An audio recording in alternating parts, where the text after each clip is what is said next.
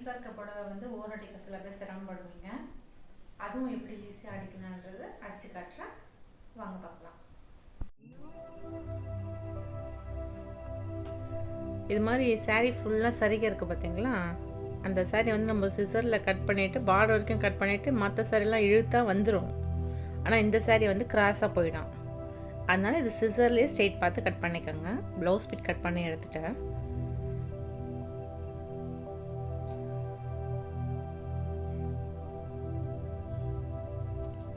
நல்லா ஸ்ட்ரெயிட் பண்ணிக்கிட்டு இந்த மாதிரி மடிச்சுக்கோங்க.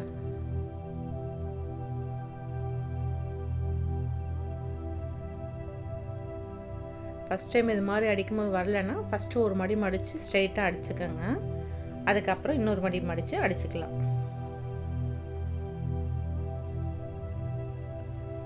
பூனம் சேரீலாம் நம்ம வந்து அந்த கரை இருக்க இடம் வரைக்கும் கட் பண்ணிவிட்டு அப்படியே நம்ம இழுத்தோம்னா ஈஸியாக வந்து அது துணி ஸ்ட்ரெயிட்டாக வந்துடும்.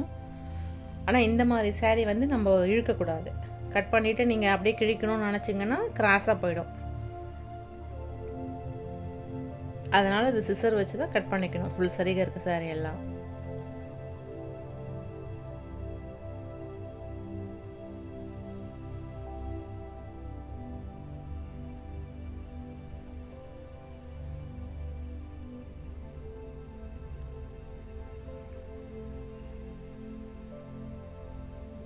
அந்த பார்டரை ஸ்ட்ரெயிட் பண்ணிக்கிறேன்.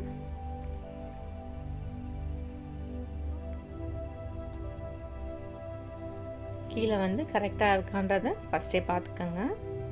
பார்த்துக்கிட்டு இப்படி வச்சு ஃபினிஷ் பண்ணிக்கோங்க. முடியும் போது டபுள் ஸ்டிச் போட்டு எடுத்துக்கோங்க.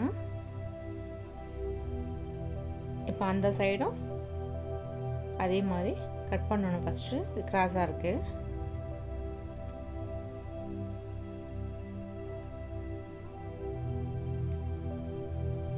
இந்த சாரியெல்லாம் கண்டிப்பாக சிசரில் தான் கட் பண்ணணும். நீங்கள் வந்து கிழிச்சிடலாம் ஸ்ட்ரெயிட்டாக வந்துடும் நினச்சி கிழிச்சிங்கன்னா கண்டிப்பாக ஸ்ட்ரெயிட்டாக வராது, புடவை வீணாயிடும். இப்போ பாருங்கள், இப்போ ஸ்ட்ரெயிட் பண்ணாலும் ஸ்ட்ரெயிட் வரலை, கொஞ்சம் கிராஸ் தான் வருது.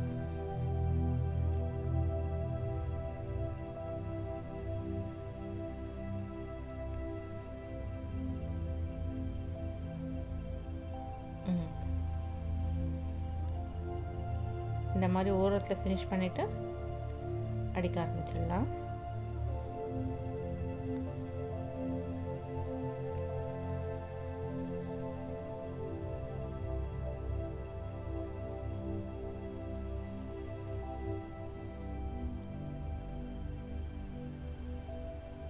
காட்டன் சாரீலாம் ஈஸியாக அடிச்சிடலாம். இந்த மாதிரி நிறைய டிசைன் இருக்க சாரீ, பூனம் சாரீ இதெல்லாம் தான் வடன்னு வடிக்கிட்டு போகும். ஃபஸ்ட் டைம் மட்டும்தான் இது கஷ்டமாக இருக்கும். அதுக்கப்புறம் நீங்கள் அடிக்க அடிக்க பழகிடும்.